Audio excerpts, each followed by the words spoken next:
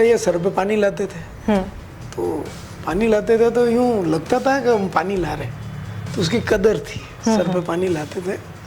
चौथी जमीन जब हमने ली तो रकम को गिरवी रख के ली। अच्छा।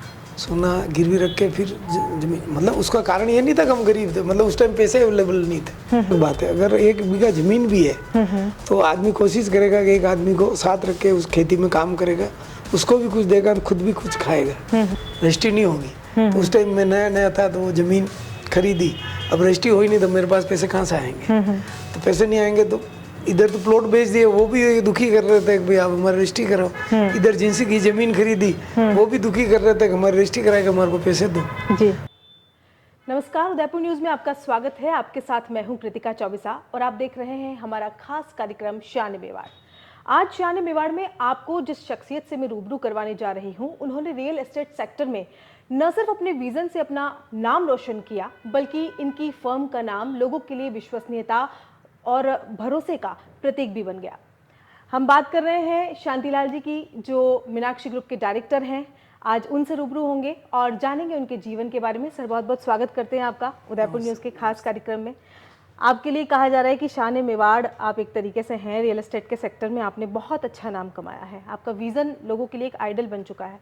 सबसे पहले आज पहले सवाल में आपसे आपके जीवन के बारे में जानना चाहेंगे। कहाँ आपका बचपन बीता और कैसे आपने जो है वो इस रियल एस्टेट के सेक्टर में कदम रखा?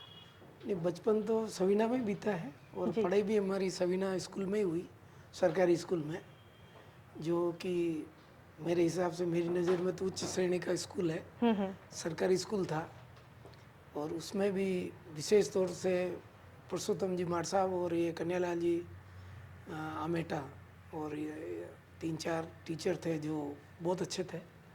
और एक हमारे तुलसीराम जी सुथार, जिन्होंने मेरे को 5वीं से लेकर पहली से लेकर 5वीं तक बचपन की जो पढ़ाई होती है वो उनके मार्गदर्शन में हुई। ट्यूशन की मैंने वहाँ, तो मेरी गणित वहीं से मजबूत हुई जी। और एक जो आदमी के अंदर आईक्यू आता है वो बचपन के अंदर आता, तो वो तुलसीराम जी सुतार करके हैं, उनके वहाँ मैंने ट्यूशन की थी, तो वो उनकी वजह से मेरे में, और गणित मेरी मजबूत होने का कारण वही थे। अच्छा, तो गणित का बचपन से ही आपको इंटरेस्ट, उसमें रुचि आ चुकी मेरे थी? कभी कम नंबर नहीं आए जी। और दूसरा ये है कि गांव के माहौल में जिए, तो गांव के अंदर कम कपड़े पहनकर, चड्डी बनियान आधे पैंट में हाफ पैंट में पहन कर घूमना, एक साधारण जीवन, एक अच्छा जीवन, मतलब जिसको एक जो अपन सुनते हैं वो हमने जिया है। सुनते क्या है कि अपन अपने को कोई भी डांट सकता है। जी। हम 7 भाई बहन हैं, पूरे गांव का हमारे पर अधिकार था कि कोई भी डांट, चाहे पटेल हो, चाहे राजपूत हो, इवन चाहे मेघवाल हो, चाहे कोई भी जाति का हो, सब किसी की बच्चे को कोई भी डांट सकता था। एक पारस्परिक अपनत्व की भावना के साथ। इतना ज़्यादा अपनत्व था। जी। किसी के खेत में जाते थे या कुछ करते थे तो वही डांट पड़ती थी कि भाई चोरी नहीं करनी, मांग के लो। भाई हम खजूर खाने के लिए जाते थे, जो देसी खजूर होते हैं, उसके नीचे बीनने के लिए जाते थे, तो साथ के जो मेरी उम्र के लोग थे, तो वो लोग साथ होते थे, तो या अकेला भी जाता था तो उसमें ये लगता था कि अपनत्व। चोरी नहीं सीखने देते थे, आप मांग के कुछ भी लो। जी। दूसरा ये सर पे पानी लाते थे, तो पानी लाते थे तो यूं लगता था कि हम पानी ला रहे, तो उसकी कदर थी। सर पे पानी लाते थे, तो ये ट्रू सत्य है, मतलब एकदम सत्य है। और मेरा परिवार गरीब नहीं है, हम लोग गरीब नहीं है। मेरे पिताजी के पास मेरे जन्म के समय 10-12 आदमी काम करते थे, बाड़ी में भी करते थे, और उनके साथ दूध बेचने के अंदर भी 3-4 आदमी काम करते थे। तो पारिवारिक जो व्यवसाय था वो पहले कुछ और था आप लोगों का? हमारा दूध का व्यवसाय था। जी। उससे पहले मेरे पिताजी गोंद का ठेका लिया था। ये गोंद आता है, उसको नाम तो भूल गया मैं, वो उस गोंद का ठेका लिया था, उसमें थोड़ा सा घाटा चलाया था, गया था। वो खाने वाला जो गोंद आता है? हाँ, नहीं खाने वाला नहीं, चिपकाने वाला। अच्छा। लकेरी गोंद कहते हैं या उसको कुछ कहते हैं। जी। उस गोंद का ठेका था, उसके अंदर घाटा चला गया। मेरे पिताजी ने जब घाटा गया तब भी हमारी एक बाड़ी ली थी 100 बीघा की। जी। उस 100 बीघा जमीन में उन्होंने मजदूरी करके उसको तैयार की, और उसमें 2 हिस्से, एक रोशनलाल जी शर्मा को और एक नारायण जी बजाज को बेचा। उस बाड़ी के अंदर आज भी मेरा जी है, तो उस बाड़ी को मेरे पिताजी ने, मेरी बहनों ने, मेरे भाइयों ने तैयार किया और उसमें बहुत ज़्यादा लेबर की थी। जी। हम यूँ मान के चलो मैडम के उस जमाने में 7 दिन में नहाते थे, एक बार नहाते थे, तो जी, जी। वो कुएं पे जाके नहाते थे। बिल्कुल। एक एक यूँ कह सकते हैं कि तो जो एक मीठा जीवन जिसको कहते हैं वो हम लोगों ने और जिया। मुझे लगता है कि वो ये आखिरी पीढ़ी है जिसने उस जीवन को जिया है। हाँ, और दूसरा ये हम सबके बच्चे थे, जी। आज सबके बच्चे नहीं हो सकते। हम लोग सबके बच्चे थे, गांव में जितने लोग थे। ऐसा नहीं हो सकता है कि भाई आपको डांटने का अधिकार सबको था और खिलाने का भी। नूता लगता था तो ये था कि अब अगर कोई कमजोर आदमी तो पगड़ी बंद नूता लगता था। जी। फिर एक एक आदमी का नूता लगता था। फिर आप देख लो पूरा घर का, उसको कहते हैं हागुरी। हागुरी का मतलब पूरे घर में मेहमान समेत। जी। जी। तो जिसको पगड़ी बंद लगता था वो यूँ लगता था यार मेरा इसका मतलब इसके साथ व्यवहार थोड़ा कम है या मिठास कम है। जिसको एक के लिए बुलाते थे तो उसको लगता था यार, और फिर वो जोर करता मेरे पूरा निमंत्रण क्यों नहीं आया, इतनी मिठास थी। जी। और खाने में अगर आपने नहीं बुलाया तो पूरा घर आके वो जोर करते थे, लड़ाई करते थे कि भाई आपने हमको क्यों नहीं बुलाया, ये मिठास कहीं खो गई है या चली गई है। आज अगर आपको हम नहीं बुलाया तो आप सोचोगे वाह ठीक है उन्होंने ध्यान नहीं रखा, पर उस टाइम ये चीज़ थी, अच्छा, एक अपनत्व था। बहुत ज़बरदस्त। आपने बताया कि आपकी पारिवारिक जो व्यवसाय था वो अलग था। आपने कैसे अपने आप को इसमें ढाला और ये सोचा कि नहीं मैं इस सेक्टर में जाऊं, रियल एस्टेट के सेक्टर में जाऊं और यहाँ मैं कुछ बेहतर कर सकता हूँ? फर्स्ट डील आपकी क्या रही और यहाँ आपका आना कैसे हुआ? ऐसा है, मेरे पिताजी ने 1-2 ज़मीनें खरीदी थी, जी। उनके माध्यम से ही अपने दिमाग में ये चीज़ आई थी। जी। फिर क्या हुआ कि एक नाई है, वेद नाई और वेद 2 जाति है, तो वेद समाज, जी। उनकी एक ज़मीन थी, आधा बीघा से थोड़ी सी ऊपर थी। जी। वो ज़मीन मैंने खरीदी तो उन्होंने मेरे से पैसे नहीं लिए, मतलब जो पैसे देने पड़ते हैं ना, ओके। वो उन्होंने लिए नहीं। अच्छा। उन्होंने कहा बाद में दे देना। तो उसमें मेरे को अच्छा मुनाफा हुआ। पहली ज़मीन में अपने को मतलब 3 गुने हो गए यूँ मान लो, बिना किसी मेहनत के आराम से बिक भी गए, हल्की मेहनत की, बिक गए। और जो लेने वाले थे वो भी अच्छे लोग थे, तो उन्होंने मेरे से वो प्लॉट लिए। तो पहली ज़मीन में हमको प्रॉफिट हुआ, दूसरी ज़मीन में भी प्रॉफिट हुआ, तीसरी ज़मीन में पूरे पैसे डूब गए। अच्छा। पर मैंने पैसे मेरे पास कभी नहीं रखे, मैंने मेरे परिवार को दिए, मतलब मेरे पिताजी को घर पे पैसे दिए, मतलब मेरे हाथ में पैसे नहीं रखे। चौथी ज़मीन जब हमने ली तो रकम को गिरवी रख के ली। अच्छा। सोना गिरवी रख के फिर ज़मीन, मतलब उसका कारण ये नहीं था कि हम गरीब थे, मतलब उस टाइम पैसे अवेलेबल नहीं थे, तो वो रख के हमने ज़मीन ली। पर मेरे को मतलब एक स्पेशल बात है जो कहना भी चाहिए, मेरे को 100% टाइम लोग अच्छे मिले। अच्छा। मतलब ये एक बहुत बड़ी बात है। रियल इस्टेट में ज़्यादातर लोग या तो खुद 19-20 कर देता है या सामने वाला 19-20 करता है, तो कुछ ना कुछ उस आदमी को वापस सही करने के लिए करना पड़ता है। तो ये एक कुदरत का इशारा ही था कि पहली ज़मीन में भी आपसे पैसे नहीं लिए गए और आपको ऐसे दी गई। फिर पैसे बाद में दिए मैंने, हाँ, पर हाँ। वो एट ए टाइम मेरे को पैसे दे के व्यापार करते हैं, हाँ, हाँ। बिना पैसे के व्यापार मिला बहुत मेरे बड़ी को। बात थी ये। जी। और उसके बाद फिर अपन चलते गए, तो तीसरी या चौथी ज़मीन में भी यही हुआ कि हमने ज़मीन ली और लोगों को बेचा। उसमें बहुत मेहनत करनी पड़ी मेरे को। यहाँ से सागवाड़ा, बांसवाड़ा नहीं गए, सागवाड़ा और इस एरिया में दरियावाद और इस पूरे एरिया में हमने कोशिश करके उन प्लॉटों को बेचा। जी। तो लोगों ने साथ दिया, प्रॉफिट भी मिला। पर मेरे जीवन में सबसे ज़्यादा ये जो भी खातेदार उनको कहते हैं, जो किसान होते हैं ना उनको खातेदार कहते हैं, तो उन्होंने मेरे से पैसे नहीं लिए। पैसे मैंने जैसे दिए वैसे लिए।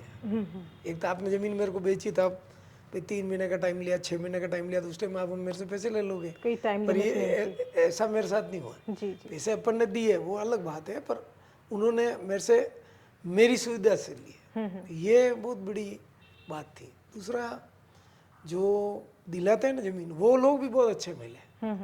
जैसे आप दलाल होते हैं हमारे बीच में या कमीशन एजेंट होते हैं, जी। तो वो सारे बहुत अच्छे मिले मेरे। दूसरा मेरा परिवार, कुल जितने भी लोग हैं मेरे परिवार में, मैडम आप इस चीज़ को मानोगे नहीं, बाकी ये मैं हकीकत कह रहा हूँ, मेरे को किसी ने तंग नहीं किया। हाँ, फैमिली का सपोर्ट बहुत बड़ी बात होती ये है। बहुत बड़ी बात है। हाँ, तो जब आपने शुरुआती समय में कदम रखा तो उनका क्या रिएक्शन था, किस तरह से सपोर्ट आपको किया गया? पूरा सपोर्ट 100%। जैसे जितनी बार हमको पैसे की जरूरत पड़ती थी, मैं रकम गिरवी रख के लाता था। जी तो रकम किसकी होती है? रकम तो औरतों के पास होती है। मेरी माँ के पास थी, मेरी पत्नी के पास थी, बहनों की, जी मेरे बुआ जी के एक लड़के बिरुला जी उनकी, उन लोगों की जो रकम थी वो गिरवी रखते थे लोगों के यहाँ, और वहाँ से पैसे लाते थे, 1.5 रुपये में, 1.25 रुपये में, जी वो लाके जमीन वालों को देते थे, साई में देते थे, कितने बार कम पड़ते तो उसमें देते थे।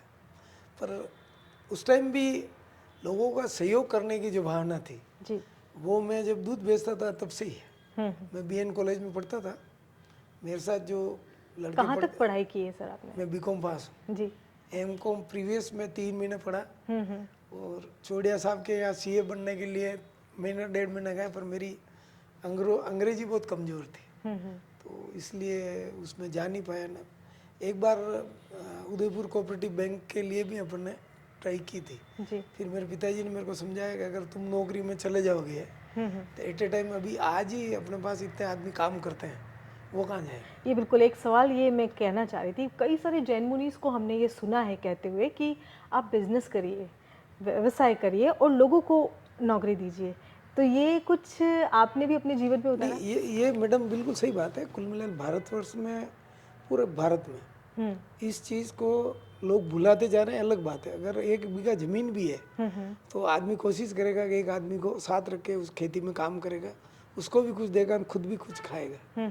ये हमारा जो शरीर का निर्माण हुआ ना, ऐसे ही जीन्स से हुआ है जी कि हम पड़ोसी को, साथ वाले को, गांव वाले को, सबको साथ लेके चले। हम पलते हैं, दूसरों को भी पालते हैं। ऐसा नहीं हम पाल रहे हैं, जैसे आज भी हमारे ऑफिस में यूं नहीं है कि मैं किसी को पाल रहा हूँ, मैं भी पल रहा हूँ, वो भी पल रहे हैं इस बिजनेस में।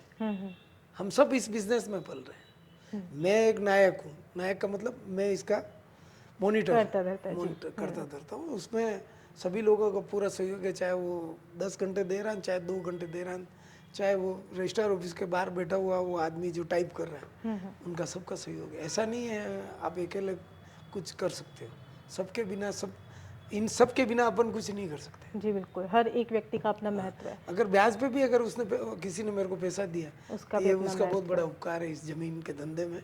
जी ये बहुत बड़ी बात है। जी, ये तो आपने बहुत अच्छी अच्छी बातें बताई, लेकिन जब हम काम किसी चीज़ को शुरू करते हैं तो काफ़ी सारे स्ट्रगल्स भी आते हैं, चुनौतियाँ भी आती है।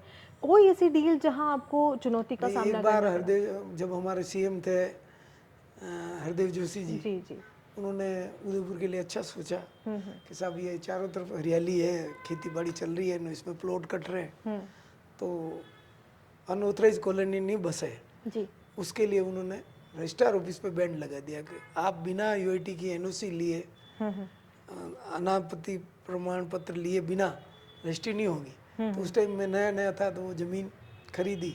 अब रजिस्ट्री हो ही नहीं तो मेरे पास पैसे कहाँ से आएंगे? तो पैसे नहीं आएंगे तो इधर तो प्लॉट बेच दिए, वो भी दुखी कर रहे थे कि भाई आप हमारी रजिस्ट्री कराओ। इधर जिनसी की ज़मीन खरीदी, वो भी दुखी कर रहे थे कि हमारी रजिस्ट्री करा के हमारे को पैसे दो। जी तो उस टाइम यहाँ सेक्टर 11 में वो पंजीयन करने वाले साहब भी रहते थे, तो मैं डेली उनसे मिलने जाता था। तो उनका भी सरकार का पाबंदी है, इसलिए हम इसकी वो रजिस्ट्री नहीं कर सकते हैं। तो यूँ करके 6-8 महीने तक वो काम नहीं हुआ। फिर बिरुला जी जोशी करके कोई थे, उन्होंने हाई कोर्ट में रीट दायर की और तब हमारी वापस रजिस्ट्री चली। दूसरी बार जब हम यहाँ कन्वर्सन होता था कलेक्ट्री के अंदर, जी फिर यहाँ से शिफ्ट किया यूआईटी के अंदर, एलसी डिपार्टमेंट को ख़त्म करके वहाँ यूआईटी के अंदर ले गए। तो कुछ लंबा टाइम इसमें वापस कन्वर्सन होना बंद हो गया। तो जब आपने वायदा कर लिया मैं कन्वर्ट करा के ज़मीन को दूंगा, अब वो टाइमली अगर नहीं होता तो ग्राहक तो आपको थोड़ा सा पिंच तो करते ही हैं। जी तो ग्राहक पिंच भी करते हैं, पैसा भी नहीं आता है। दो तरह की उलझन पैदा हो जाती है उसमें।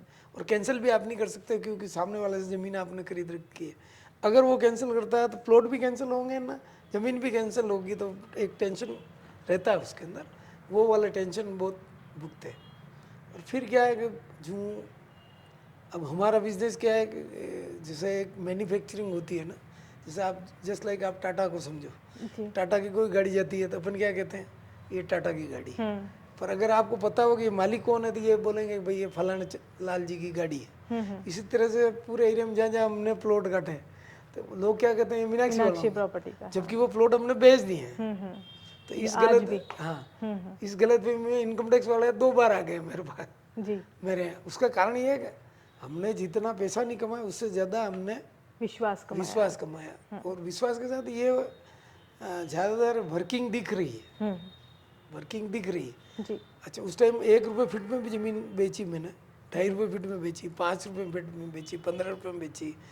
ये अपने गुप्तेश्वर महादेव से के नीचे एक कॉलोनी काटी, उसमें कन्वर्टेड 15 रुपये में बेची है, जी जी 15 रुपये फीट में, जिसमें कन्वर्शन का पैसा भी जमा है। जी तो ये अपने इस गुप्तेश्वर महादेव अपन गीतांजलि हॉस्पिटल के इस तरफ आते हैं, एक कॉलोनी कटी हुई है, चंद्रिका नगर है उसका नाम, उसको मैंने 45 रुपये फीट में बेची। जी जब 15 रुपये तो आपके कन्वर्सन के ही आते हैं। तो कुल मिला के क्या, हमने वाजिब पैसे में ज़मीनें बेची, और हमारा जो व्यापार है जी वो चढ़ता हुआ व्यापार है। जिस तरह सोना है ना, हमेशा चढ़ता है, जमीन हमेशा चढ़ती है, तो उसका उसकी रेट अपने आप बढ़ रही है, हमने कुछ नहीं किया उसमें। जी जी अब वो बढ़ रही है, तो इसलिए इसमें पैसे की कमाई अपनी जगह है, पर कीमत, आप एक प्लॉट को 20 रुपये फीट में खरीदा, जी तो आपको पास वाला 22 में मिलेगा, आपको 20 में नहीं मिलेगा। बिल्कुल जी। तो उसको अपनी गणित लगा के, दिमाग लगा के, उसमें किस तरह से पैसा निकालना। सर, उदयपुर जो है एक टूरिज्म सिटी है, यहाँ पर हमारी 70 to 75% जो लोग हैं वो टूरिज्म पे डिपेंड है। आने वाले समय में किस तरह से आप देखते हैं प्रॉपर्टी के व्यवसाय को, कि उदयपुर में क्या चेंजेस आने वाले 10 सालों में, 5 सालों में हो सकता है? टूरिस्ट के लिए तो पूरे उदयपुर में एक कमाई का जरिया मान के उसको अपन उस हिसाब से कर रहे हैं। पर ये बिजनेस इस तरह का है कि आदमी को सपोर्ट देता है। सपोर्ट किस तरह से देता है कि आपके पास अगर 10 लाख की भी बचत है, तब आप कहाँ डालोगे? या तो आप बैंक में डालो या सोना खरीदो। सोना में जनरली आदमी सोचता है कहीं इधर उधर हो गया तो मेरे थोड़ी सी परेशानी आ जाएगी। जी तो ज़मीन में क्या होता है कि आदमी क्या सोचता है कि साहब मैं जब कभी बेचूंगा, कन्वर्टेड लैंड लूंगा, तो एक नाम चाहिए उसके लिए, एक भी विश्वास होना चाहिए। तो उस टाइम क्या है, वो 10 लाख प्लॉट पे लग भी गए, 3-4 लाख का आपने लोन ले लिया, 5 लाख का लोन ले लिया, तो 5-15 लाख या 20 लाख की एक प्रॉपर्टी तैयार होगी। वो 3-4-5 साल बाद आपके 50 लाख की होगी। बिल्कुल। तो किसी के बच्चे की शादी है, या कोई बड़ी डिग्री लेना चाहता है, या सबसे अच्छा इन्वेस्टमेंट है प्रॉपर्टी में एक तरीके दूसरा एक मेडिकल साइट भी अगर जाना था तो सुनने में आता है एक डॉक्टर बनने के लिए 25 लाख 50 लाख 1 करोड़ रुपए भी चाहिए, मास्टर डिग्री के लिए पैसा चाहिए, या बाहर कोई पढ़ने जाता है तो उसको पैसा चाहिए। तो प्रॉपर्टी सपोर्ट करती है, और आदमी जल्दी से उसको बेच नहीं पाता। सोना तो आदमी इमीडिएट, आप सुनार के पास गए बिक जाएगा, प्रॉपर्टी किसके पास जाओगे? हाथों हाथ जा नहीं सकते हो। तो आदमी क्या, अपने हेल्पर, मतलब जो आपके जीवन में आप सोचते हो कि ये मेरी मदद करेगा, तो उसको उससे बात तो करोगे कि साहब मेरे यार पैसे की जरूरत है, मेरा प्लॉट बेचना है। तो आदमी या तो वो पैसे हेल्प कर देगा, न हेल्प नहीं करेगा तो आपका प्लॉट विचार में पड़ गया, भाई आप सोच समझ के उसको बेचोगे तो भी। और जो आदमी अपने प्लॉट को बेचता है, पुरानी प्रॉपर्टियों को बेचता है, और समझदार आदमी से अगर राय लेता है, तो वो हर आदमी उसको ये राय देगा कि साहब आप आधे पैसे वापस प्रॉपर्टी ले लो, आधे पैसे आपके निजी किसी काम में लो, तो आदमी उसमें सर्वाइव कर देता है। अब आपने पूछा था कि किस तरह से आप इस आने वाले 10 आने सालों वाले में समय में चेंजेस। देखते, तो वॉल सिटी के 3 या 4 किलोमीटर या 5 किलोमीटर के रेडियस में तो प्रॉपर्टी कभी भी डाउन नहीं होगी। अब आप जैसे सिंगाना यूनिवर्सिटी से आगे चले गए, इधर आप नाथद्वारा और इसके बीच का जो पेजेज है, या अगर अपन बहुत ज़्यादा आगे काया से भी और आगे चले जाते हैं, तो उसमें हो सकता है कि जो सस्ते प्लॉट ले रहे हैं अपन, उनमें थोड़ा सा टाइम लग सकता है कि वो राइज होंगे या नहीं होंगे, क्योंकि आज के बच्चों ने ये सोच लिया कि भाई हम अब जनरेशन तो बढ़ाना चाहते नहीं है। तो अब मैं हुआ, आप हुए, कोई भी हुआ, तो घर के अंदर एक घर तो है अपने पास, एक आध इन्वेस्टमेंट के लिए प्लॉट भी है, और कुछ इस तरह से अपन लोगों ने कर रखा, तो फिर आदमी दुविधा में वहाँ जाना नहीं चाहेगा। सुविधा में तो सब जाना चाहते हैं। जी जी। अगर आदमी 25-30 किलोमीटर दूर जाता है तो टोटल ट्रैफिक को पार करना, ट्रैफिक पार करने के बाद घर पहुंचना, घर से वापस सुबह उठ के वापस रोजी रोटी पे आना, उसी एरिया में अगर कोई चीज़ डेवलप होगी तो वो पर्टिकुलर पेजेज अगर डेवलप होंगे तो वो तो एक अलग बात हो गई। पर आप चाहो कि भाई सिटी के चारों तरफ 30-30 किलोमीटर पे जो प्लॉट कटे हुए हैं सब में वही अप आएगा, तो मेरा सोचना है ये इतना मुश्किल है। पर वॉल सिटी के 1.5-2 किलोमीटर 3 किलोमीटर 4 किलोमीटर के अंदर निरंतर रेट है, मतलब बैंक ब्याज से तो ऊपर ही बढ़ेगी। जी, आपने हर तरीके के प्लॉट लोगों को उपलब्ध करवाए हैं, चाहे ड्रीम होम्स की बात करें या हम कमर्शियल प्रोजेक्ट्स की बात करें, कैसे देखते हैं सर आप ये सब चीज़ें? आज जब आप जिस मुकाम पर खड़े हैं, यहाँ से जब आप पीछे मुड़कर देखते हैं तो कैसा लगता है जब वहाँ रिहायशी इलाका बस चुका होता है, लोग बस चुके हैं, आज सुखी जीवन अपना यापन कर रहे हैं, समृद्धि उन जिसका लोगों के घर पास बनता है वो दोनों हाथ से दुआ देता है।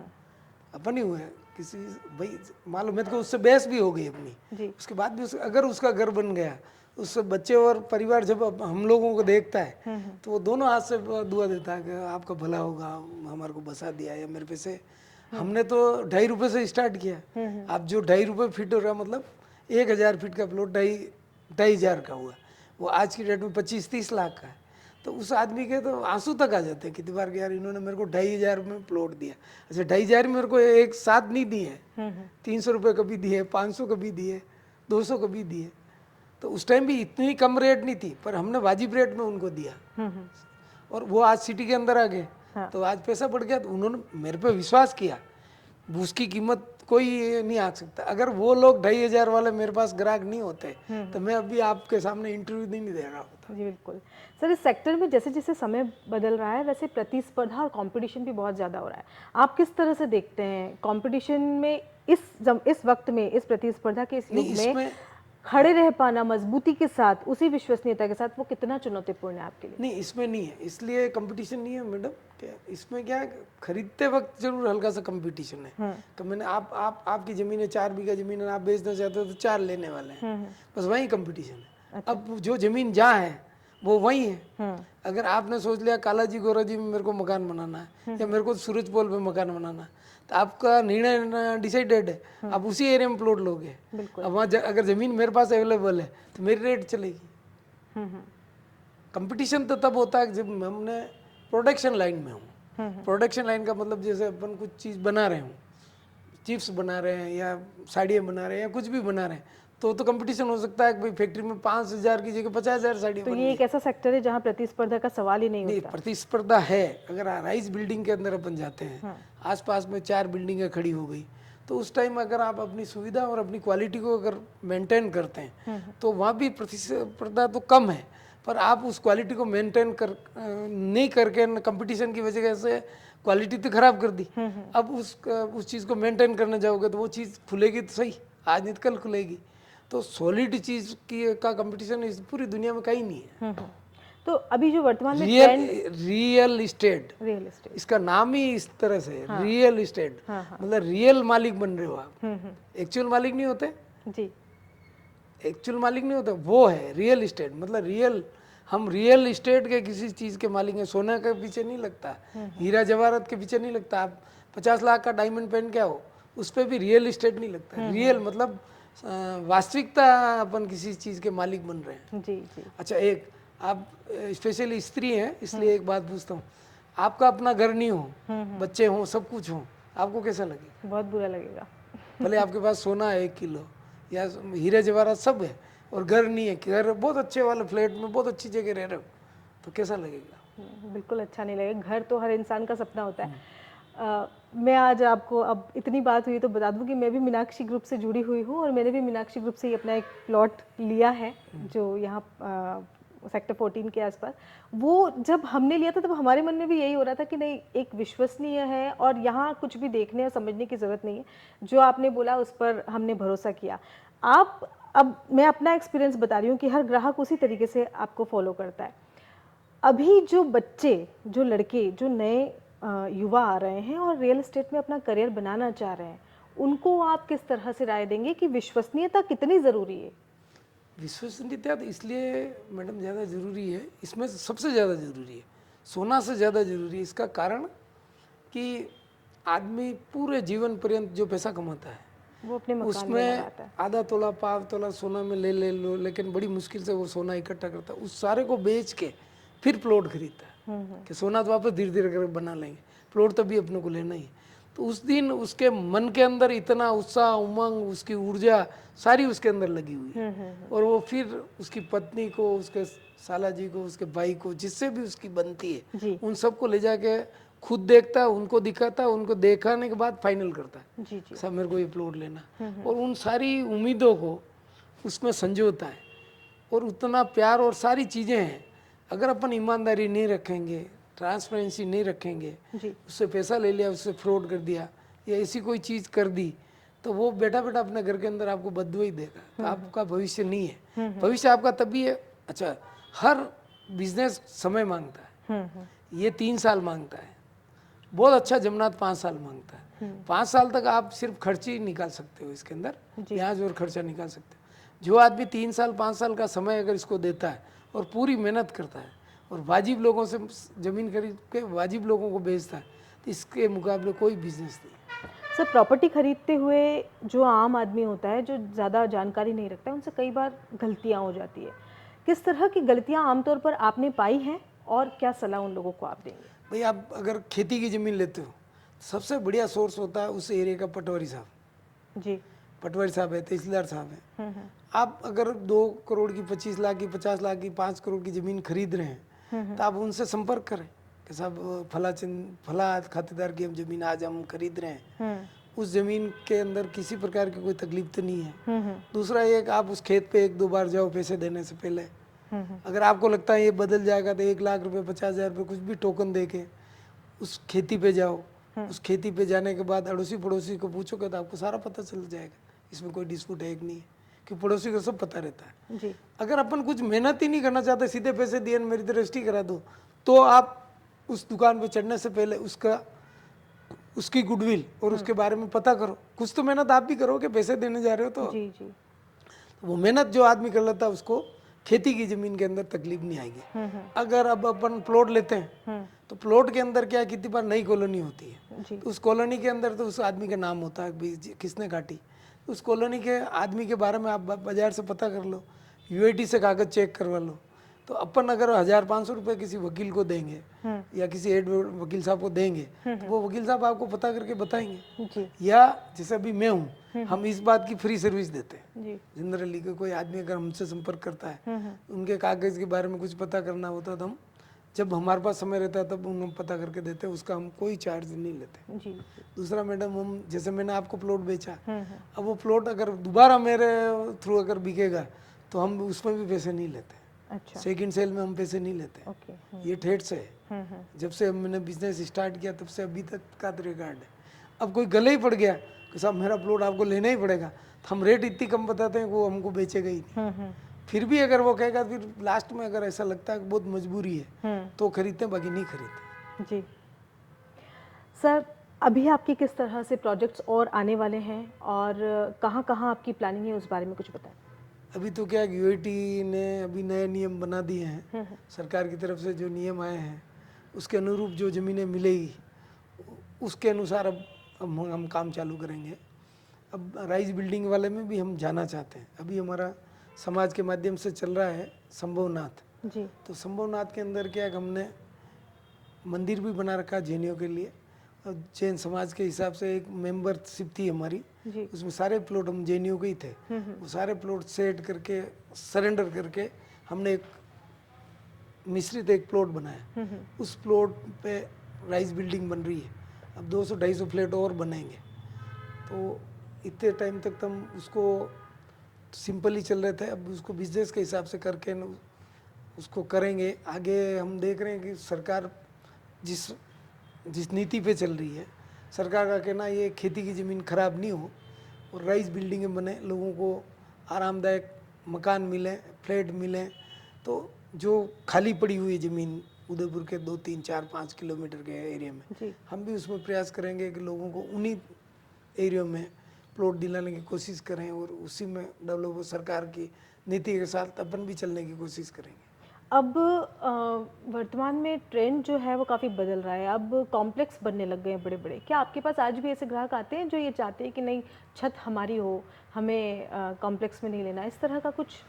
अभी अपन ने 2 मिनट पहले बात की थी कि आदमी क्या सोचता है, उसके नहीं रहने पर उसकी पत्नी और बच्चे ये सोचते हैं कि हम अपने घर के अंदर रहें। हम ऊपर छत किसी और की, नीचे की छत किसी और की है, तो उसमें वो ये फीलिंग इसलिए नहीं है कि हमारे उदयपुर में ये एक बाहर से आए हुए लोग कम हैं, आसपास के गांवों के लोग आए। ये ऐसा नहीं है कि राजस्थान में अपने उदयपुर के अंदर एमपी से आके, बिहार से, बंगाल से इस तरह से लोग नहीं बसे। हम मेवाड़ के हैं, हम बाहर नहीं गए, मारवाड़ी बाहर गए, मेवाड़ी बाहर नहीं गए, तो हमारी आदत पड़ गई यहीं रहने की। तो हमारे मन में एक मेरा खुद का अपना घर होना चाहिए जी। इस चीज़ से थोड़ा थोड़ा अब लोग बाहर आ रहे हैं। अब संयुक्त परिवार तो रहे नहीं, तो संयुक्त कॉम्प्लेक्स के अंदर एक परिवार टाइप रहने का एक कंसेप्ट है। मान लो आप एक सोसाइटी बनती है, वहाँ के तीज त्यौहार में लोग शामिल होते हैं, वहाँ एक फंक्शन होता है तो उसमें इतने लोग इकट्ठे हो जाते हैं कि एक गांव टाइप माहौल हो जाता है। जैसे अभी संभवनाथ कॉम्प्लेक्स है हमारा, तो उसमें भी मान लो जैनी रह रहे हैं तो पर्युषण पर्व है, महावीर जयंती है, जो हमारे तीज त्यौहार आते हैं, तो परंपराएं जीवंत रहती है। हाँ जीवंत रहती है। दूसरा एक अब आप यूँ समझो बच्चे बच्ची हैं तो एक कल्चर है, जी। उसी कल्चर में जिएंगे तो वो उत्तमी है। या ऐसे बहुत से त्यौहार होते हैं जो निजी होते हैं, वो एक ही कम्युनिटी है तो वो मनाते हैं तो वहाँ किसी को ऐतराज नहीं होता है। अब मान लो 3-4 कम्युनिटी अगर एक साथ रहती है, भाईचारा तो रहेगा, पर उसमें एक को डिस्टर्ब हो रहा है, एक को नहीं हो रहा है, एक में एक सभी साथ उसी त्यौहार को मना रहे हैं तो बहुत अच्छा लगता है। जी। स्टार्ट। सर, आप सकल दिगंबर जैन समाज के अध्यक्ष पद पे भी हैं, क्या सोच रखते हैं आप समाज के प्रति? मेरी समाज त्याग वाली समाज है जी। और हम जैन समाज के जैन समाज का प्रतिनिधित्व करता हूँ, सकल दिगंबर जैन समाज का। हमारी समाज एक निर्णायक समाज रहती है कि हर समय हमारा निर्णय बदलता रहता है। एक व्यावसायिक निर्णय रहता है, तो उस समाज का मैं अध्यक्ष हूँ। तो मेरा धार्मिक काम रहता है उसमें, जो दिगंबर साधु आते हैं उनकी सेवा में हम लोगों को रहना पड़ता है। जब मेरे को अध्यक्ष बनाया तो 7 लोग हमारे समाज के खड़े हुए थे, मैं उसमें खड़ा नहीं हुआ था जी। तो उन लोगों ने 7 को बिठा के मेरे को बनाया कि भाई आप इस पद को संभालो। तो मेरे को 5-7 दिन तो इसमें ही लग गए कि मैं इसको कर पाऊँगा कि नहीं कर पाऊँगा, कैसे भी करके। फिर अपन ने इसको ये सोच के एक समाज की सेवा करने को मिल रही है तो अपन इसमें लगे। मेरे को 13-14 साल हो गए इस पद पे। इसमें दिगंबर साधु वर्धमान सागर जी, आचार्य वर्धमान सागर जी, आचार्य सुनील सागर जी, आचार्य सुंदर सागर जी, आचार्य विवेकानंद जी महाराज, आचार्य अमित सागर जी महाराज, इस तरह से कई साधु उदयपुर में चतुर्मास हुए, आरिका संघ का चतुर्मास हुआ। ये एक भाग्य की बात है या पुण्य की बात है कि अपने को ये सारे साधुओं का चतुर्मास कराने का मौका मिला, आरिका संघ का चतुर्मास कराने का मौका मिला। उसमें समाज, मेरे को तो इतनी अच्छी समाज मिली कि किसी भी प्रकार की इस पोस्ट पर रहते हुए समाज से कोई शिकायत नहीं है। जैसे हमने एट ए टाइम निर्णय भी किया कि साहब यहाँ जाके अपन नारियल, हमारे क्या कहीं भी साधुओं को लाने के लिए नारियल चढ़ाना पड़ता है चतुर्मास के लिए। तो कितनी बार मैं अकेला हूँ, वहाँ भी अगर अपन ने नारियल चढ़ा दिया तो समाज ने मेरे को इस बात के लिए स्वीकार किया। और वो साधु अगर यहाँ पधार गए तो उनका चतुर्मास, अभी हाल ही में भी पुण्य सागर जी महाराज का, आचार्य पुण्य सागर जी महाराज का, पुलक सागर जी महाराज का, कुल मिला के 9 चतुर्मास उदयपुर के अंदर हो रहे हैं। उसमें मेरा प्रतिनिधित्व पूरी तरह से है और पूरी तरह से समाज मेरे साथ है और सहयोग है समाज का मेरे साथ। उसी वजह से ये 9 चतुर्मास उदयपुर के अंदर हो रहे हैं जी।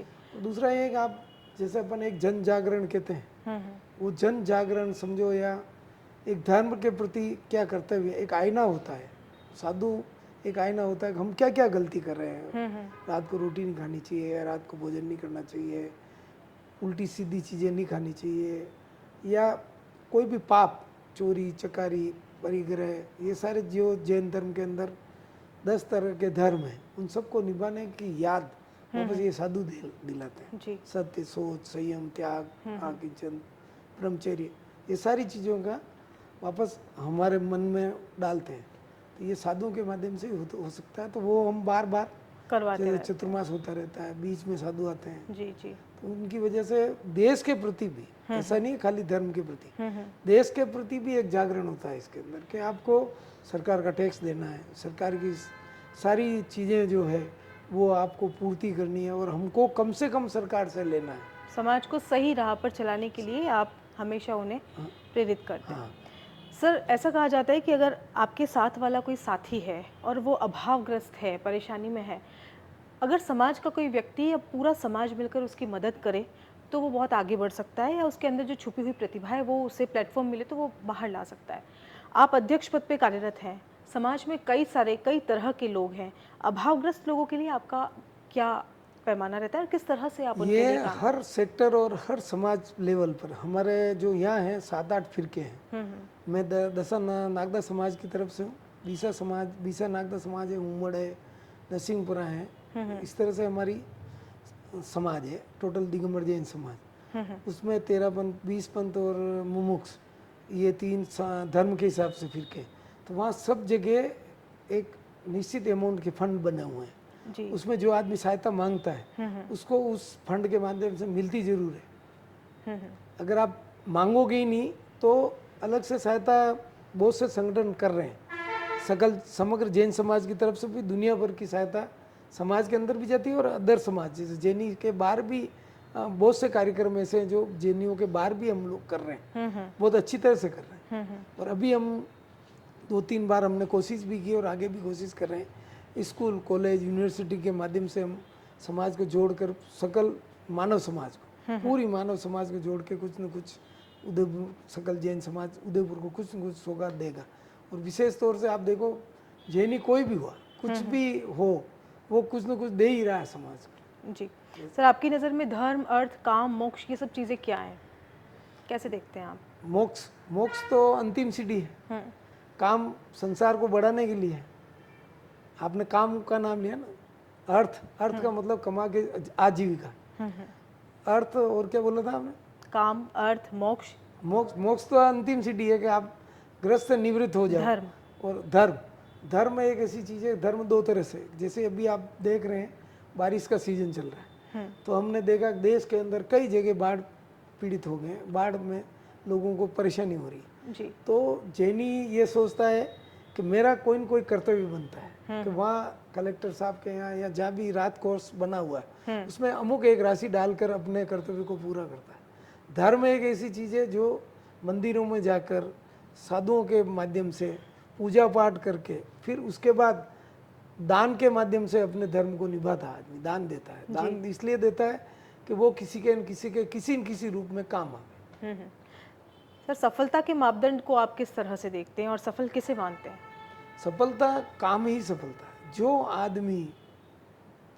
आदमी अपने जीवन में अगर इस सिद्धांत को डाल दे कि मैं काम करूंगा दिन भर, काम करने के बाद मुझे क्या मिलेगा उस पर बाद में सेकंड सोचे, पहले काम सोचे।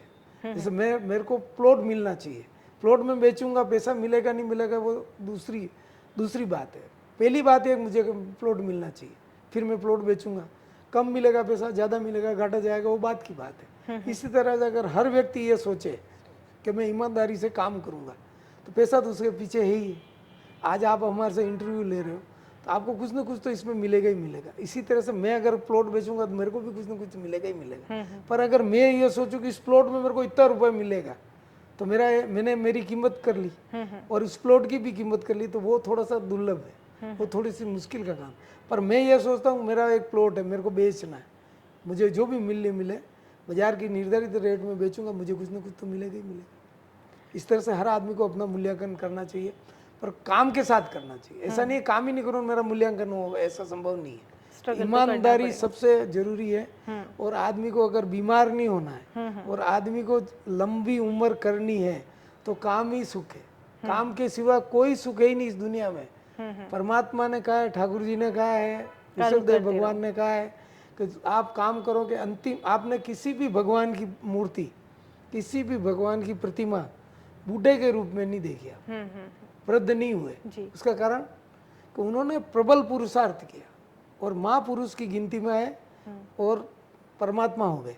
तो महापुरुष किसको कहते हैं? जो हर समय संघर्ष करे, हर समय आप काम के बारे में सोचो। सर, आज आपका जन्मदिन है और 66 वर्ष आपने पूर्ण कर लिए, 67वें वर्ष में आप प्रवेश कर रहे हैं।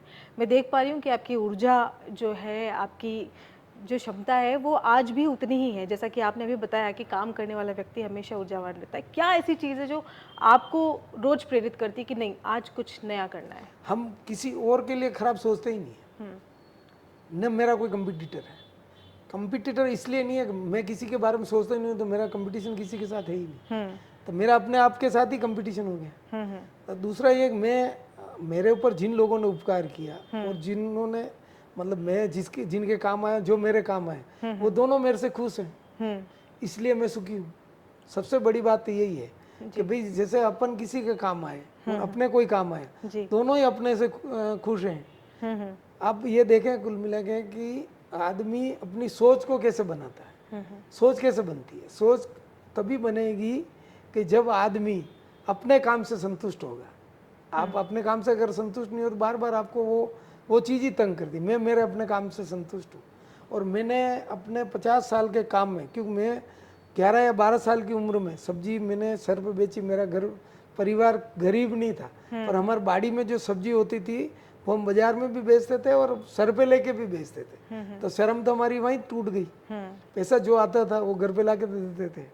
और एक सबसे महत्वपूर्ण बात ये है कि हमारे परिवार में कोई भी चीज़ बटी हुई नहीं है। जैसे मेरे 2 लड़के हैं, मेरे पिताजी थे, मैं हूँ, मेरा भाई है। हम पैसे ले जाके घर पे देते हैं, उसके बाद वो पैसे हमारे नहीं, वो परिवार के हैं।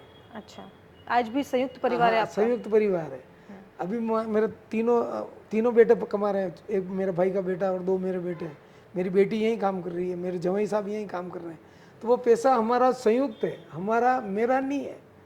मीनाक्षी प्रॉपर्टी का या संयुक्त है। अब उस पर छाप नहीं लगती है कि शांतिलाल ने कमाया, दिनेश ने कमाया, कमलेश ने कमाया या इसने कमाया। ये जो चीज़ मिली, इसलिए मेरे को जो आप एनर्जेटिक देख रहे हो ना, उसका कारण मूल्य है।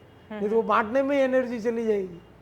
जी जी, आप घर पे जाके सोचना इस बारे में, और कभी हो तो और भी आप इसका प्रसारण करना कि आदमी अगर अपने बेटे बेटी के अंदर ये चीज़ नहीं डालेगा कि ये तेने 200 कमाए, इसने 700 कमाए या 500 कमाए या 1300 कमाए। पर ये चीज़ आज के ज़माने में बहुत मुश्किल है। नहीं है मुश्किल नहीं है। बचपन से अगर आप ये डालोगे तो नहीं रहेगी। अगर मैं पहले दिन से ही अगर ये कहता कि मैंने कमाया, ये मेरे वाला दिया, इधर रख दो, मेरे पिताजी है उसको बांट दो। मेरे फादर ने यही किया।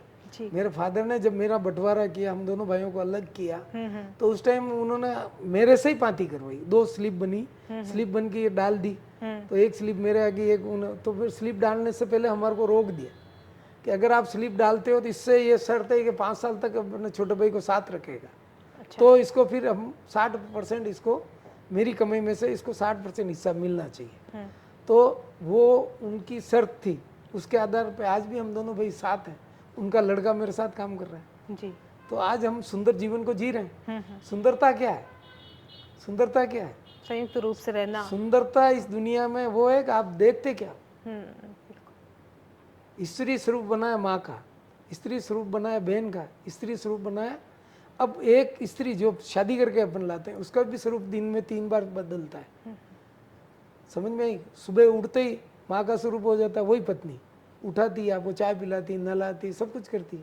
उसके बाद दिन में आपको खाना दे के फिर डांट के भेज दी, करके आना, ये लेके आना, वो लेके आना, फलाना। रात को आप पत्नी के रूप में उसके साथ रहते हो। तो ये बिजनेस है। हर समय आपको गोद में बिठा के लाड करता है, प्यार करता है, दुलार करता है, आपको बहुत अच्छा रखता है। ये आप जैसे आप अभी सर्विस कर रहे हो, आप अगर इसमें अपना वात्सल्य दोगे, अपना प्रेम दोगे, तो ये आपको प्यार करेगा। ये आपका बिजनेस ही आपको बहुत प्यार करेगा। उसी तरह से मैंने इसको माँ स्वरूप गिन लिया। मैं इसकी पूजा कर रहा हूँ तो ये मेरे से लाड करता है, मतलब मेरे को प्यार करता है, मेरे पर वात्सल्य है। मतलब इस प्रॉपर्टी की जितनी देन है, मेरे को जिस नाम से भी जाना जाता है, मेरे को प्रॉपर्टी डीलर के नाम से ही जाना जाता है। जी जी। मेरे को अध्यक्ष पद मिला तो वो भी इसकी वजह से ही मिला। मैं कहीं 2 पैसे दे पा रहा हूँ तो वो भी इसकी वजह से, और कोई हल्की फुल्की परेशानी आई तो भी वो इसकी वजह से। पर डांट है, जो परेशानी है वो डांट है, पर लाड बहुत ज़्यादा मिल रहा है, प्यार बहुत ज़्यादा मिल रहा है, लोग मेरे साथ अच्छे मिले। ये सारी चीज़ें क्यों हुई? क्योंकि मैं इसको ममत्व मतलब माता के रूप में देखता हूँ इसको जी। इस तरह से गृहस्थी के अंदर भी जैसे 2 लाड़ियाँ हैं, मेरी पत्नी है, मेरे भाई की पत्नी है, मेरा भाई है, हम सब लोग एक साथ रहते हैं, एक तरह से रहते हैं, एक ही चीज़ में रहते हैं, कोई किसी से विरोध नहीं है। नहीं तो आज मैंने नाथद्वारा ज़मीन खरीद ली और वो क्या भाई आपने नाथद्वारा ज़मीन कैसे खरीद ली, हमारे को पूछना चाहिए आपको। तो फिर दोबारा नहीं खरीदने जाऊँगा, या खरीदूंगा तो मेरे चुपके से खरीदूँगा। अब इसमें बैंड नहीं है तो बच्चा भी खरीद रहा है, बहू भी खरीद सकती है, बेटा भी खरीद सकता है, बेच भी सकता है। आपको एक सिंपल सा प्रश्न करता हूँ मैं, आपकी माँ होगी, आपकी दादी होगी, कोई भी, उनको उन्होंने जो सोना पहन रखा है, क्या उनको बेचने का अधिकार है? अधिकार तो नहीं है, पर हाँ जब परिवार में आवश्यकता होती है तो माँ सबसे पहले ऐसा है कि हमको ये सिखाया गया है हाँ कि हमारे संस्कार इस टाइप के हैं कि पत्नी होगी तो वो पूछेगी कि मैं ये सोना या प्लॉट को बेचूं नहीं बेचूं ये, पर अब पुरुष होगा तो वो पूछेगा नहीं, वो मुसीबत देख के उसको बेच के अपने परिवार को लालन पालन करेगा। जी जी ये हमारा संस्कार है, ये हमारे को पीछे से दिया गया, उसको हम पालन कर रहे हैं। तो वो दृढ़ता से मेरे घर के अंदर पालन किया जा रहा है। उस निर्णय को मान रहे हो। सुबह 3 बजे उठ के पत्नी हो या माँ हो ये खाना बना के आपको देती है, तो वो उस टाइम थोड़ी पूछती है आप कहाँ जा रहे हो, वहाँ जाके लॉस करके आ गए तो भी शाम को खाना देगी। बिल्कुल। इसी तरह से हमारा बिजनेस है। बिजनेस 24 घंटे मेरे को पाल रहा है। मतलब काम की इज्जत जितनी हम करेंगे उतना काम हमें इज्जत देगा। ये गोद है, गोद में सो रहे हैं अपन, वो लाड कर रही है। आज आपकी रोजी रोटी है, ऐसा हमेशा ही आपको पाल रही है। हम पल रहे हैं, हमारे साथ वाले पल रहे हैं, हम सब पल रहे हैं इसको। मेरे बच्चे पल रहे हैं, तो आज जो मेरे यहाँ काम कर रहे हैं उनके बच्चे भी तो पल रहे हैं इसके। सर उन लोगों से क्या कहेंगे जो न्यूक्लियर फैमिली, एकल फैमिली की तरफ ज़्यादा जा रहे हैं? आजकल बच्चे पसंद नहीं करते हैं दादा दादी मम्मी पापा के साथ रहना। उन लोगों को आज एक बहुत बड़ी जो आपने बात अभी बताई उसमें बहुत बड़ा संदेश निकल के आ रहा है, क्या कहना चाहेंगे? कोई मैसेज देना चाहेंगे ऐसे लोगों को? जैसे आपकी माँ और आपकी दादी आपको डांट नहीं रही, आप पे जोर करती है वो। जैसे आपकी बहन है, आप पे जोर करती है, जोर को आप डांटना मान रहे हो। आज के ज़माने की पीढ़ी उस चीज़ को डांटना मान रही है, आप पे जोर कर रहे हैं। वो आप एंकर हैं, आपके पति मान लो वो हैं इंजीनियर हैं, तो वो ये आपको समझदार गिनते हैं। आप उनकी तरफ ध्यान नहीं दे रहे तो वो डांट नहीं रहे, जोर कर रहे हैं। साहब मेरा ही रिश्ता है, आपके ऊपर हमारा जोर है, हमारी ओर ध्यान दो। जी समझ, उसको आज की पीढ़ी थोड़ा सा बुरा मान रही है। आपको होटल पे खा रहे हो या कोई चीज़ नाश्ता घर पे ला के खा रहे हो, तो उनको लगता है कि यार ये ताकत की चीज़ नहीं खा रहे हैं, इनका शरीर खराब हो रहा है, आगे जाके इनके शरीर में ताकत नहीं होगी तो बीमारी आ जाएगी। तो वो चिंतित हैं आपके प्रति, वो कोई आपको डांट नहीं रहे, आपको तंग नहीं कर रहे, आपको तंग नहीं कर रहे। आप मोबाइल देख रहे हो, अब हर आदमी को पता है 10 साल बाद मोबाइल से भी लोग बोर हो जाएंगे। बिल्कुल। बच्चों ने वो सब कुछ देख लिया जो बालिग होने के बाद देखना चाहिए, क्योंकि उनको पता है ऑप्शन सारी चीज़ें सबको पता है। तो वो उनको सारी चीज़ पता हो गया, तो अब समाज का बुरा नहीं होने वाला है। अब समाज का बुरा नहीं होने वाला, अब समाज लौट के वापस अपने स्थान पे आएगी। ये मैं कह रहा हूँ आपको, वापस अपनी जगह पे आ जाएगी। समाज आना ही पड़ेगा। आपको वापस भाई बहन चाहिएंगे, आपको वापस अपना काका काकी चाहिएंगे, दादा दादी सब चाहिएंगे आपको, पर वो 10-5 साल की देर है। जी आपने वो सब कुछ देख लिया जो प्रकृति ने 15 साल बाद देखना था, 20 साल उम्र के बाद देखना था। वो सारी चीज़ें आपने बच्चों को 2 साल 4 साल 5 साल की उम्र में, क्योंकि इसके अंदर बटन है, कुछ भी बटन दब गया तो उसने देखा या नहीं देखा, देख लिया। अच्छा एक बात बता दूँ आपको, हमारे जो पूर्वज थे, आपने कोई भी प्रतिमा देखो, आप किसी की भी, लक्ष्मी जी की किसी भी, आंचल उनका उनके हिसाब से ही है, पर अपनों को कितना प्यारा लगता है, कितने अच्छा लगता है। वक्ष स्थल माँ का होता है, सबका होता है। तो आपकी दृष्टि है जी, पूजनीय दृष्टि भी है। लक्ष्मी माँ को देखो, आप किसी भी चीज़ को देखो, तो जहाँ से दूध आता है, जहाँ से ये ममत्व आता है, ममता आती है, वो तो बहक है वहीं से आएगी।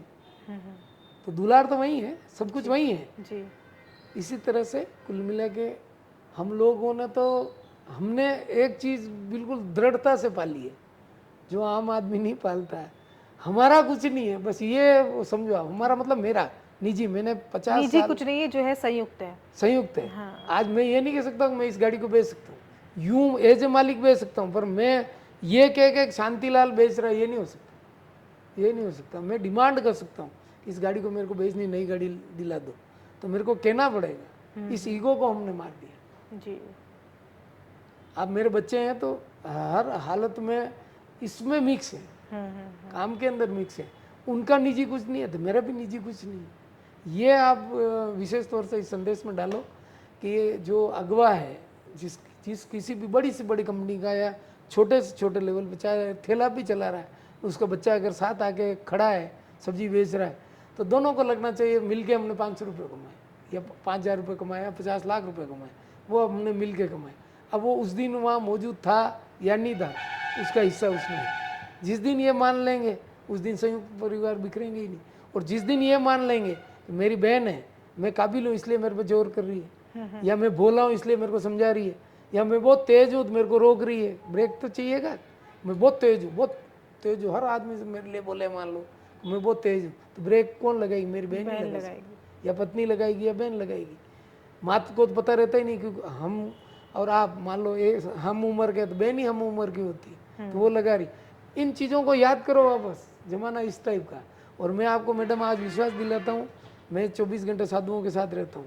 आने वाले 10 या 15 साल में ये लौट के आएगा जमाना, कि मोबाइल से भी बोर हो जाएंगे। आपने वो सब कुछ दिखा दिया जो उनका अधिकार नहीं था, जो उनका अधिकार नहीं था, उन पर लॉक होना चाहिए था, किसी कारण से नहीं है। आज भी बहुत सी बार बात उठती है कि इस पे सब्सक्राइब क्या कहते हैं उसको, हाँ, वो करने के लिए हर कुछ डाल रहे हैं, बच्चे भी देख रहे हैं, हम भी खोलते हैं, हम भी देखते हैं, जी, देख रहे हैं। तो वो सब कुछ देख लिया, अब आप कुछ नहीं दिखा सकते, अब आपके पास कुछ नहीं बचा है, लौट कर वापस आना पड़ा, वापस संस्कार में जाना पड़ेगा। युवाओं को कुछ संदेश देना चाहते हैं, लोगों से कुछ कहना चाहते हैं आज के मैं तो यही कहना चाहूँगा कि सरकार अपने आप में सब कुछ करती है, सरकार के भरोसे हैं हम, पर मैं आपको यही कहना चाहूँगा कि हम अपने उद्यमियों से, अपने माँ बाप के जो उद्यम हैं, जो काम अपने पूर्वज करते आए हैं, जब तक अपनी नौकरी नहीं लगे या कोई व्यापार नहीं मिले, बटा उस टाइम तक हम हमारे माँ बाप जो काम कर रहे हैं उसी के अंदर अगर सहयोग करें तो एक रोजी रोटी वहीं छिपी हुई है, वो आज आपके काम आ सकती है। अगर आप रियल इस्टेट का काम करना चाहते हैं तो वेलकम।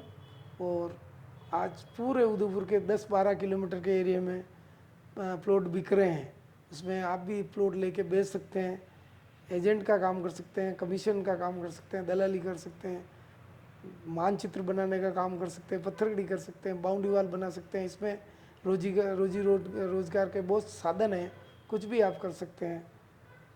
सर, आज की शान मेवाड़ की इस कड़ी में आपने अपने विचार हमारे दर्शकों के साथ साझा किए हैं, अपनी ज़िंदगी के बारे में बताया, इसके लिए आपका बहुत बहुत शुक्रिया और आपको जन्मदिन की भी बहुत सारी शुभकामनाएं। धन्यवाद। तो ये थे मीनाक्षी ग्रुप के डायरेक्टर श्री शांतिलाल जी जैन, जिन्होंने अपने जीवन के बारे में बताया। शख्सियत से मिलकर मैं इतना ही कहना चाहूँगी कि सादा जीवन, उच्च विचार हैं इनके, और विश्वसनीयता, भरोसा और ये सब चीज़ें इनके लिए बहुत बड़ी ताकत बन चुकी है। और आप भी अपना भाग्य इस में आजमाना चाहते हैं या रियल एस्टेट से जुड़ना चाहते हैं, तो विश्वसनीयता को हासिल करना होगा, उसे पाना होगा और लोगों का भरोसा जीतना होगा। शान मेवाड़ की इस कड़ी में फिलहाल के लिए इतना ही, फिर रूबरू होंगे किसी ऐसी ही शख्सियत के साथ। तब तक के लिए नमस्कार।